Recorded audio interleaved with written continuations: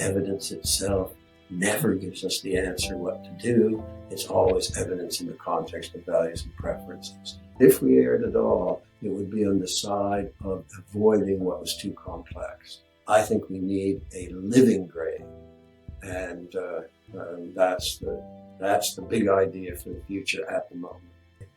And the question is, how do we decide what the right thing to do is? There weren't standards, rules, guidance for looking at the evidence.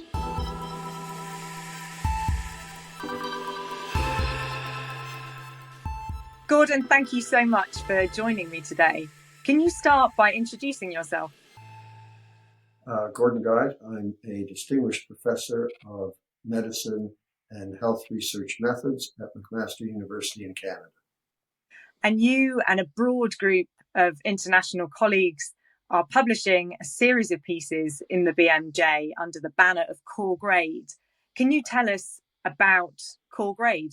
What is it and why is it needed? So about 20 years ago, launched in the BMJ, was the grade approach to rating certainty of evidence from systematic reviews and moving from evidence to recommendations and guidelines in health technology assessments. Since that 2004 launch, grade has been extremely influential in the world of evidence-based medicine, the world of systematic reviews and guidelines. Over 120 organizations worldwide are using the grade approach. The leading textbooks, electronic textbooks that clinicians use, Dynamed and Up to Date, and many, many more. Very influential system. However, over the years, things have gone swimmingly in many ways, but grade has become too complicated. And so the recent writings are interesting advances, methodologic sophistication, but they have put ordinary grade users off to some extent. In addition, the over 50 papers describing the grade approach from a methodologic point of view are now not well organized and very difficult to navigate. Where do you go for the latest? What is the latest in the guidance that the leaders in grade offer? And the series on Core Grade attempts to, and I believe successfully, addresses that problem. And what it does is say, what are the essentials of using grade? When systematic reviewers and guideline developers and health technology assessment practitioners use grade and they want to have one-stop shopping to say, here is what you need in the essentials of using grade. And what do you think was some of the most important aspects of laying out those essentials? What are the key messages? The key was to decide what was essential. And having used grade very, very intensively and extensively for a 20-year period, we felt our team, which you've already mentioned, was an international team of people who have been with great expertise in the use of grade, we're able to put together what we think are the essentials that make it as simple as possible, but not too simple. Do you think there are any new approaches in there? Yes, there are new approaches. We put together what we believe is a more congruent approach than was available previously. A big innovation that I really like is that we now have algorithms or flow charts for using grade, which did not exist before. That turned out to be a brilliant suggestion from a reviewer. It's the highlight of my life in terms of useful feedback from reviewers. And each now of the articles contains a flow chart to help people through. And I think that's a very nifty advance in my point of view. I think aspects of grade and evidence-based medicine in general are often debated by the community. What do you anticipate might be the more controversial aspects of what you've set forward? So, for instance, the disagreements about the relative role of non-randomized studies and randomized studies will be around forever. As far as background, there will be groups like those dealing with rare diseases or public health who are reluctant to accept, who struggle, understandably in my view, with the standards of EBM and grade that say, if you really want to know what's going on and be confident about it, you better have randomized trials overwhelmingly. Discomfort with that, with accepting that. So that goes on in the background. So I would have said that if we erred at all, I hope we didn't, but if we erred at all, it would be on the side of avoiding what was too complex. And we set a standard, and the standard that we set is there may be some guidance which is methodologically very sophisticated and elegant and take things forward from a methodologically rigorous. But if it isn't necessary to produce the best product, if it isn't necessary to get you to an accurate assessment of the certainty of the evidence and a summary of the evidence and the appropriate recommendations, if it's not necessary to achieve that goal, not going to be part of core grade. And that was the standard we set. And I'm very comfortable with that standard and think we did the right thing. But of course, one could argue in a particular aspect of methodologic sophistication, is it necessary to get to the right answer? So one might have arguments about that. And what feedback and reception have you found in the EBN community, or more broadly since you started the series? It's just appearing in the BMJ as we speak. There's been not much time for feedback from the broader community. I think we'll have to wait a bit for. You have to wait a bit longer. I'm confident that people will love it, but we'll have to wait and see. So Core Grade has just launched online, and we'll see what people think about it over time. Within the team that's produced Core Grade, have you got ambitions for your next step after this, or does this feel like it's job done? Well, we have what we think is a big idea that I am just introducing to my colleagues at the moment. So are you going to introduce it to us? This is really hot off the press. So what is needed now is a living document that has as its center core grade. And core grade, I believe it will only need tweaks in the immediate future. Who knows about a decade down the line? But science evolves and core grade will evolve. And what we don't want is the unfortunate situation that's happened now. So a new paper comes out and it says, okay, core grade, here's an improvement in core grade. Who's going to see it? Who is going to say, okay, there it is, all core grade users. So we need a platform that is a living core grade. Core grade is the essentials, but there are aspects of grade that we think, when we produce these sophisticated, methodologically rigorous advances, well, we don't think they're absolutely necessary, but they're nice. And more sophisticated grade users will want to use them. So we need guidance that one could think of it hangs off core grade.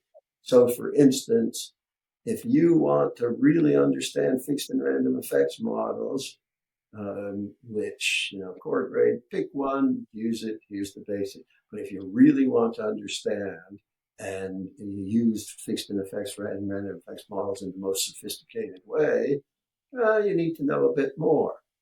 I think we need a living grade. And that's the big idea for the future at the moment. Well, we shall talk more about that, no doubt. Gordon, you've been talking a lot about this wonderful system of grade, which helps us to organise and rate and understand evidence, particularly how it then flows into action, whether that's looking at systematic reviews or guidelines. And I wonder the degree to which you think grade helps us better understand some of the more troublesome or polarized issues that are debated in clinical medicine. I'm thinking about during the pandemic, there was a lot of discussion about the benefits and harms of masks.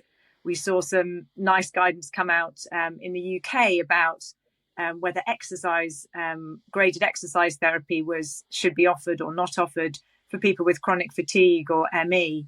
And then another large-scale report again in the UK about puberty blockers and whether they are a suitable intervention to offer as part of gender identity services. And it strikes me as someone at a journal that our understanding of some of these controversies is sometimes somewhat limited, and it can feel like there's a controversy or an argument going on, but people are sometimes struggling to articulate what's really at the heart of that issue. To what extent do you think systems like grade can help us improve our discussion of evidence?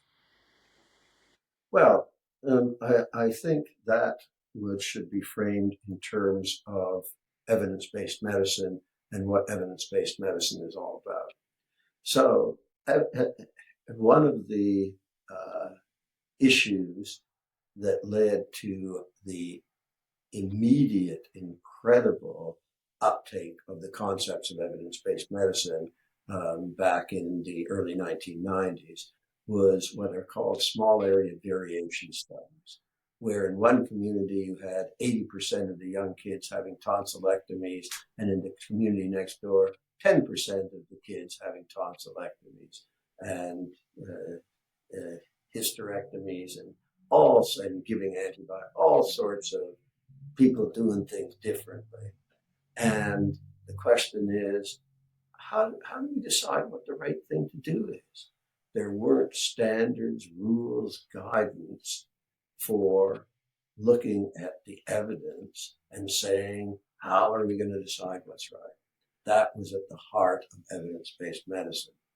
And then the next thing that happened, or one of the next things that happened in the evolution of the evidence-based medicine, is the realization that evidence itself never gives us the answer what to do. It's always evidence in the context of values and preferences. And that being true, and evidence-based medicine led to the realization, is that sometimes we have more trustworthy evidence. We really know about benefits, harms, and burdens. Sometimes we don't have that trustworthy evidence, and we are left with major uncertainty about the benefits, harms, and burdens. And we need to distinguish those situations and deal with them appropriately. And whether we have high certainty or low certainty, it is still true. The evidence never tells us what to do by itself. It's always evidence in the context of values and preferences because there are trade-offs. And in the situations that you said, let's take the gender-affirming care and the puberty blockers. Low certainty evidence about whether people are really end up better off in various ways with use of the puberty blockers or not. But that leaves it very much as a value and preference sensitive choice.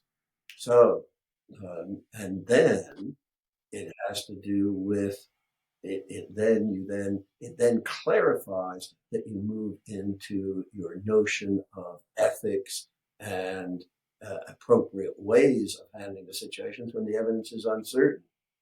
To what extent is harm reduction your priority? Okay, puberty blockers may have harms associated with them.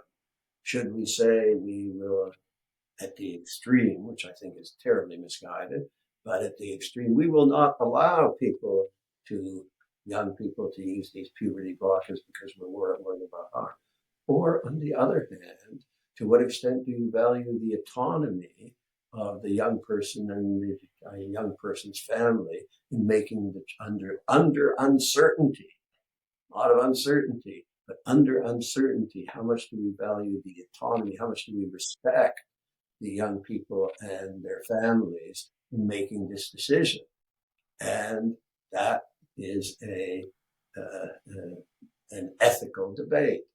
So what EBM and grade, which I see as the forefront of EBM, what it allows one to do is to say, okay, here's the evidence, and it's more than just the evidence. It's this understanding that decisions flow from evidence and people's values and preferences, and sometimes then highlighting, as in this case, the ethical issues behind these decisions. So it doesn't give an answer. What it does is clarifying the issues, including what does the evidence show, how certain is the evidence, what are the key value and preference decisions, value and preference issues, and sometimes what are the ethical issues involved. It clarifies all that, and that I think in coming. And then once you've clarified it, you can, if people accept the rules of the game, which some people may not, in which case you have more problems. But if people accept the rules of the game, then you can have a rational and productive discussion or debate about the right way of moving forward.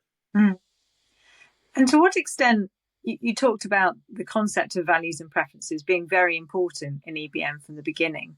To what extent do you think? I'll clarify, not quite from the beginning. If you look at in 1992, a paper published in JAMA launched EBM on the world, and it felt, being there, somewhat cataclysmic. The rapidity of the uptake was really extraordinary. In that paper, you will not find a word about values and preferences. Okay, it actually took us some years of practicing EBM to realize, okay, now we clarify the benefits. We know the benefits. We know the harms. We know the burdens. Now what do? Wait a minute, there are trade-offs.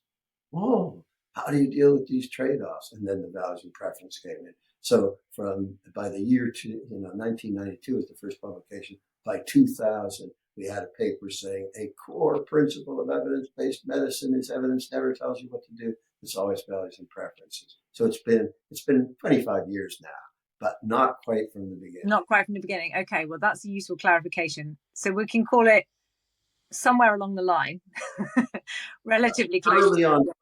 Right. Some people who look at EBM still haven't got it. They think we're back where we were 35 years ago. But the last 25 years, we've been knowing that values and preferences are central. Okay.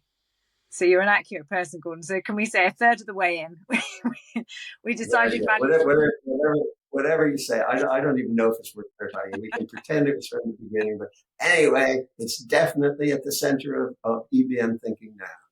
How do you think it's changed? Because I imagine the understanding of values and preferences, even going back 20 years, is perhaps a little bit different to today. I'm thinking of how things like the rise in patient involvement in partnership, how that may have influenced.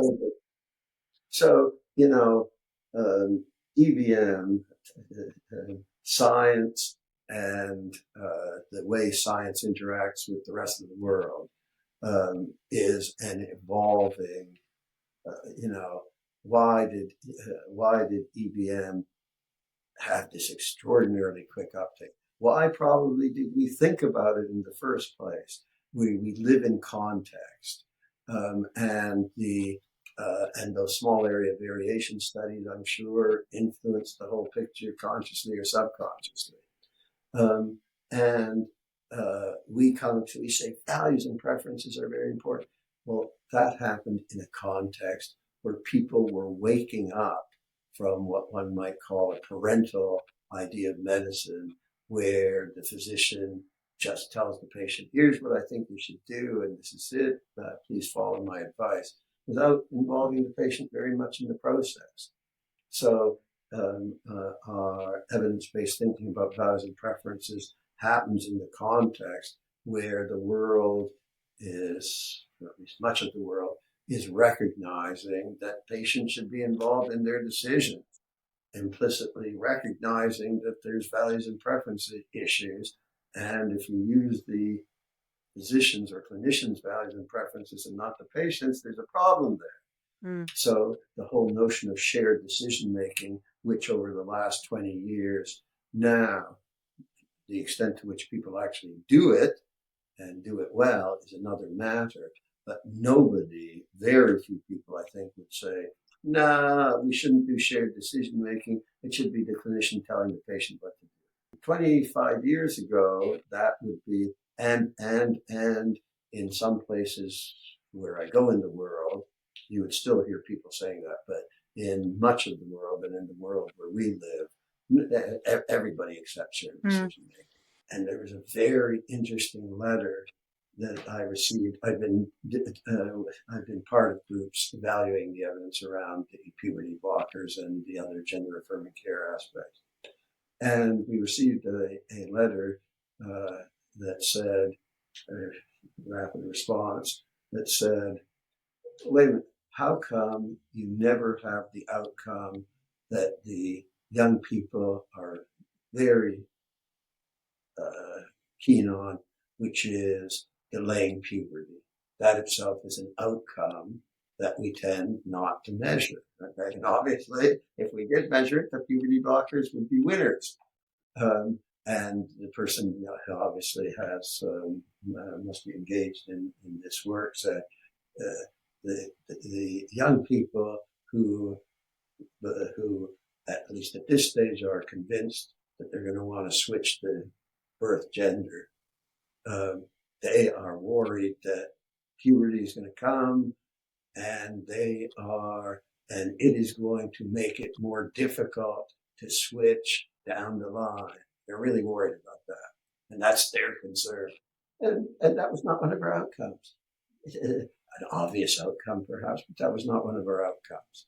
In all this work, that isn't one of the. They'll say, okay, delaying puberty is an outcome that is important to the people involved here, and so we should look at its effect on delaying puberty.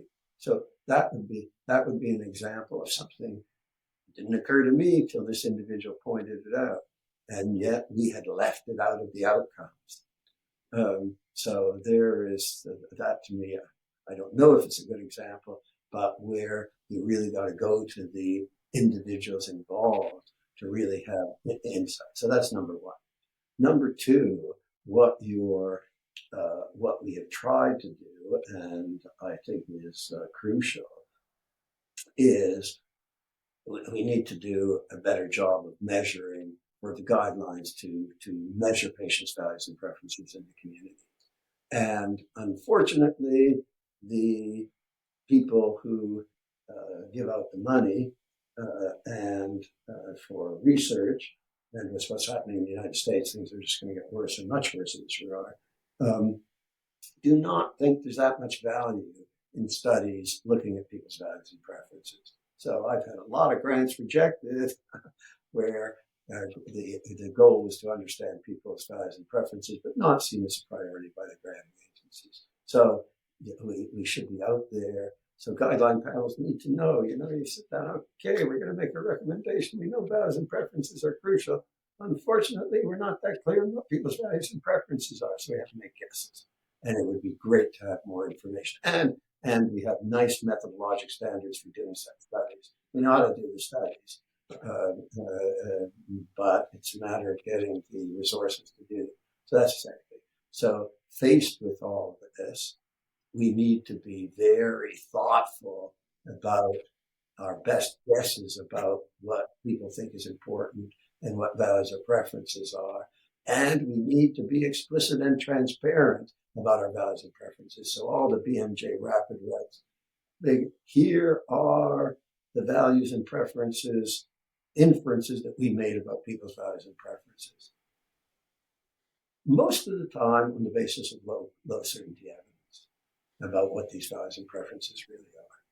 And so we're announcing, here's our, and guideline, it's crucial the guideline panels do this, here are the values and preferences that underlay our recommendations. If you think these aren't the values and preferences of your patients in general, or if you have a patient in front of you that has different values and preferences, you have to take that into account in interpreting and using this guideline. So we need to be, so crucial, great point about what's measured.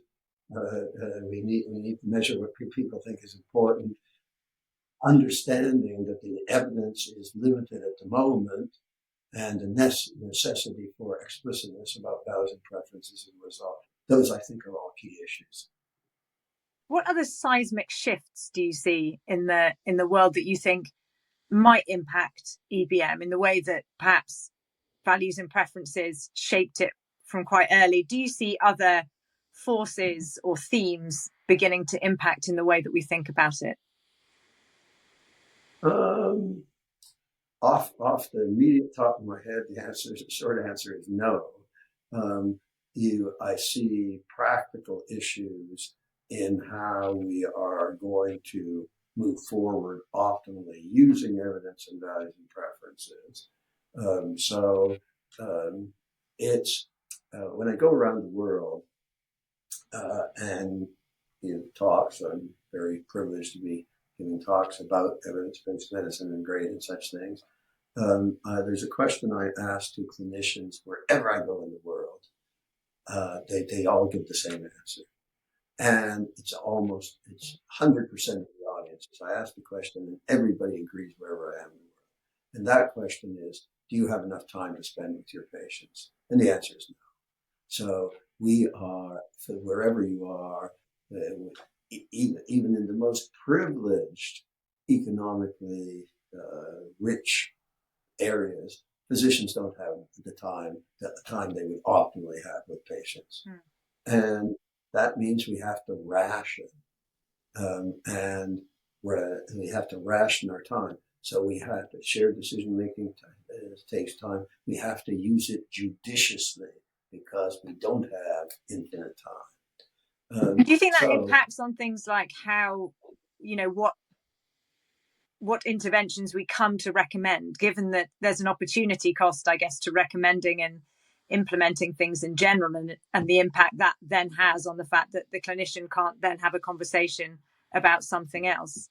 Well, that's a great point, because there's my colleague Victor Montori has been a world leader in this, and that is considering the burden of our treatments. You could easily, if you look at the guidelines, if you have a patient with diabetes and hypertension and osteoporosis, which is not unusual, you might have that, and hyperlipidemia. As you get older, these things happen. You could have a person on 20 medications very easily, and that may not be the right thing to do. There is a burden. There's a burden that comes. There's a burden that we impose on our patients by saying, okay, you're at risk for this, we better prevent this, we better do what we can to prevent this, and you're at risk for that, and you're at risk for the other thing. As a matter of fact, there's 5 drugs you can take to reduce your risk of the other thing. So that this, considering the burden that we place on our patients, and then we need to be judicious, and that's a frontier. We guidelines to continue to, we have not cracked that nut. Guidelines tend to be, okay, here's what you do for the hyperlipidemia, and here's what you do for the hypertension, here's what you do for the osteoporosis, etc. And we're not good at helping people put it together. The best we can do at the moment is to say, okay, maybe it's not a good idea to this person taking 20 things. Maybe we should help them make judicious decisions in terms of saying what's best and what you might not need to do. So there's a frontier to sort out. So we've got opportunity cost and multimorbidity. That's exact. Opportunity cost, multimorbidity, and the burden of care that we place on our patients. Those are. And Sorry, I'll rephrase that. And aside from, you've mentioned you're going to create living core grade, which I love. Are you going to tackle any of these other frontiers, or what do you see as necessary or the most pressing issues that you're Well, going to be we're going to try.